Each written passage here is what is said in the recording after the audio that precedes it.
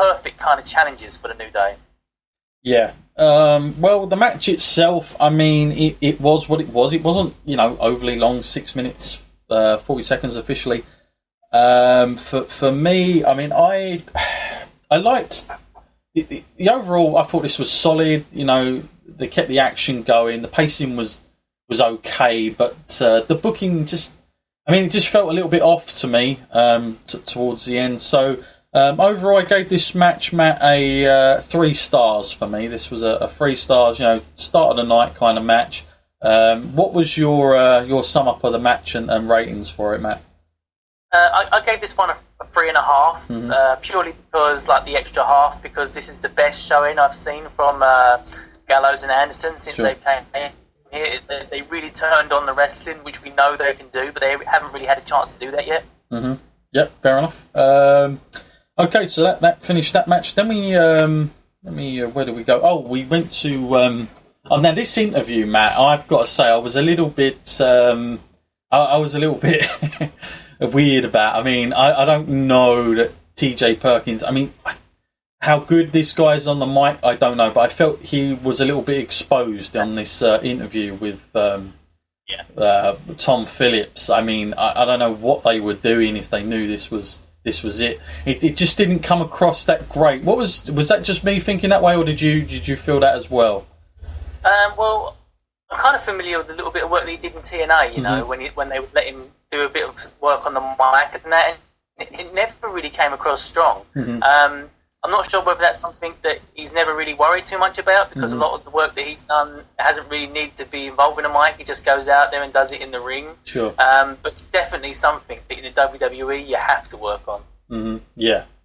Well, that led us, of course, to this WWE Cruiserweight title match. This was obviously the first time that the Cruiserweight belts, been on since last week, of course, coming out of the Cruiserweight Classic. This whole match business going into this match I found this a little bit rushed, and I know it served the purpose to be on there, and perhaps it should be on there, but then I kind of thought in the back of my mind, why couldn't they have just waited maybe until Raw tonight, for instance, to debut all this stuff? Because overall, like, just on a side note, Matt, we were wondering how the Cruiserweight was going to go. We've learned since that a lot of the guys that I thought would sign for WWE haven't, because of reasons perhaps that they felt that the way it was going to be presented wasn't exactly going to be tremendous, and perhaps they felt a little bit wary of it and didn't sign for that reason. Does that speak volumes to you, Matt, that some of those guys, especially some of the good ones in it, I know they've signed, TJ and Kendrick, they've got the 4, but I mean, were you surprised that they couldn't get hold of anybody else? And then, when you find out that they don't want to sign a WWE contract, does it sort of tell you, alarm bells are ringing slightly in my ears, Matt, that there wasn't anything that, this Cruiserweight title might not be presented in the manner where perhaps you and I discussed earlier in the year? I guess everyone's going to have their kind of doubts, aren't they? You won't really know until you've seen about a year into it. But I think when WWE comes knocking, you can't really ignore. You can't just turn them down. I mean, I'm sure they have great reasons to, but in my personal opinion, I wouldn't turn them down, because there's always someone hungry to take your place. Like, I'm sure when Austin Aries comes up, he's going to make this division his own.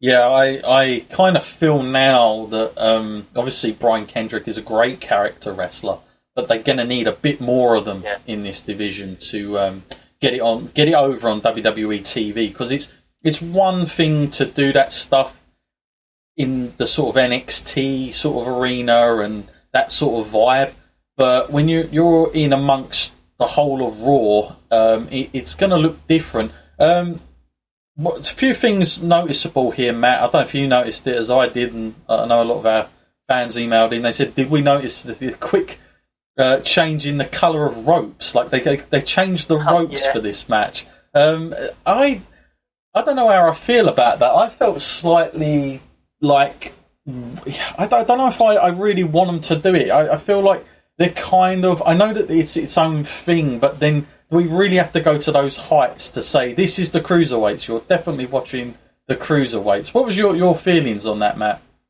Yeah, I've kind of got mixed feelings about that as well, because on the one hand, I do kind of like that they're remembering the roots. They're remembering that this came from the Cruiserweight Classic, which everyone had huge respect for, and that they're trying to make it its own thing. But on the other hand, it's really trying to remind me someone couldn't let it go. Someone's still trying to take the Sin Cara thing where you turn the lights a different colour and you're making wrestle in the dark. It's kind of feeling a bit like that. And when they did that with Sin Cara, they had to make a special kind of thing for him, where they would change the colour and the lighting and all that. I just kind of feel it's not really helping them fit in with the rest of the roster. Yeah, I don't like the idea. Personally, I don't like it. I just think it's a little bit overdone. I mean, I get it for the Cruiserweight Classic, it's fine, but why they're bringing that into the Raw, and then not only that, they're willing to go to the lengths on a pay-per-view now to quickly change the robe colour. Just seems a little bit odd. It's okay, you don't want it to look like it's even on the show now. It's odd. The match itself, Matt, I mean, I've got to be honest, it had mixed reviews. I've looked around. I was interested to see what people thought of this, being that it was the first Cruiserweight sort of title match on sort of Raw, shall we say, and how it was presented. But obviously, only a week to build this thing up. Not exactly, amazing length of time to do anything. It was just basically a match. I mean, I found it a little bit... I think it was a great match, but I thought it was just let's just get all your spots in and kind of get out. It seemed like it was there for that reason. It wasn't what I'd been watching on the Cruiserweight Classic stuff. Let's put it that way. What was your feelings on it? Yeah, I've got to say, I was slightly disappointed, because after we've seen the Cruiserweight Classic and we've seen all that amazing stuff that they do, and even Kendrick take his career to a new level, which is a great thing to see, especially when people thought that he might be done. But I kind of felt underwhelmed. I was it's not really gone to a next level, because I thought once they had done the Cruiserweight Classics, coming onto Raw and defending it would be an even higher plateau. But it just felt like I'd seen it all before, and I wasn't surprised. Yeah. I just don't think it got off. It's not exactly hot at the moment, when it should be. It's not exactly booming with fireworks. I can't wait to see what they're going to do next. I'm going to actually be worried for them when I see what they're going to be coming up with next on Raw tonight, because I'm kind of concerned of the way it's all going to be booked on that Raw sort of creative team. It's so different, and what they see these guys as. Are they just going to look at them as, small guys that can just do all these high-flying moves and that's it? Or are they actually going to give something, a little bit of storyline to it and kind of put it up there a little bit, present it a little bit better? I've got to say, I didn't enjoy Raw last week where they first brought them in. I felt I did not enjoy the whole idea of bringing them out singly, and we didn't even see the champion. I just found it very bizarre, the whole thing. But the match sum up for me, I mean, what did I give this? I gave this a 2.5 stars, just 2.5, nearly a 3. I might be seen as being a little bit mean there, but 2.5, just because I just felt like it was missing something. When you've been watching all that Cruiserweight Classic stuff, finally we get it on Raw. It's been built up for so long. I just felt it was a little bit underwhelming. As you said, Matt, what was your sum up and overall, ratings for the match? For similar reasons, I'll give it a 3, because I tried my best to separate my expectation from the Cruiserweight Classic to the match that we have now that's actually on sort of the Raw brand. I felt the Cruiserweight Classic was an exceptional event, like a 5-star quality tournament, and it was standard for the debut of them, I think. Yeah, I probably should have done the same. Your ratings on that one, Matt? What was that? Yeah, 3 stars. Yeah. Cool. Okay. Next, come up. I've got to say, now this was a tremendous advert for the WWE 2K17. I was quite impressed with this. Probably the best advert I've seen all year. Loved the choice of music going into it. Obviously, the game's coming out soon, but yeah, I enjoyed the the Suplex City stuff. I felt they've 2K Games, who, by the way, when you see these commercials, the Goldberg one, the Suplex City ones we've seen in the past, and then last night's one, all this has been done by 2K Games. This is their presentation. This was all their ideas. So all the videos you're seeing, basically it's 2K's commercial team doing all this. The ones that do all the video packages, it's all from 2K. And I think those guys do a tremendous job for WWE and should be given a lot of credit, because they certainly made it look like $1 million. But, you know, I'm going to hold out on it, because, you know, every year I get very excited for these games, and then I finally get it, and I'm slightly like, oh, what have I paid for? But the commercial-wise, they do a tremendous job. Man, I don't know if you saw that commercial last night that came up for the WWE 2K17. No, I did miss that bit. Oh, well, yeah, really recommend you to see that. It's probably on YouTube, because I know it got a bit of buzz the way it was all. There was so many superstars in it, and the way it was done. So, yeah, great job there. And then, Matt, we go to a match that we've probably seen way too many this year, but we're going to see it again. And I want to first of all point out this, Matt. I had major problems with this interview, especially after the result of what we got. I felt this was tremendously terrible. I can't tell you enough. Cesaro cutting a promo. It was a really good promo, I felt, from him, quite passionate. And he says something along the lines, Matt, of this is going to be the biggest comeback in sports entertainment history. And I'm thinking, you know, this guy, it's got to be something going to happen for him good here. We go into the match, Matt. Obviously, it's at 3-3, best of 7.